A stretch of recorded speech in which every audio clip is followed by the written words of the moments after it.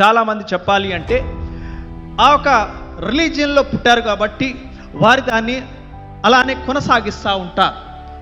నువ్వు ఏ రిలీజియన్లో పుట్టావో ఆ రిలీజియన్ని వాళ్ళ తల్లిదండ్రులు దాన్ని పాటిస్తున్నారు కాబట్టి దాన్ని పాటిస్తూ ముందుకు వెళ్తూ ఉంటారు. కానీ ఒకవేళ ఆ ఒక రిలీజియన్ గురించి కానీ నిన్ను ఏమైనా వారిని అడిగినట్లయితే వారికి ఏ కాదు కదా, బి కూడా తెలియదు వారికి.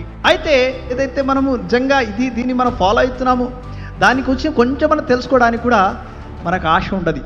దానికి ఇదని కొంచెం తెలుసుకుందాం బెటర్. ఇంతమంది చెప్తున్నారు కదా, ఎవరు చెప్పిన జెండాకి ఇది చెప్తున్నాడు, దీనికి ఓటేయంటే దీనికి ఓటేస్తా, దానికి ఓటేయంటే దానికి ఓటేస్తారు.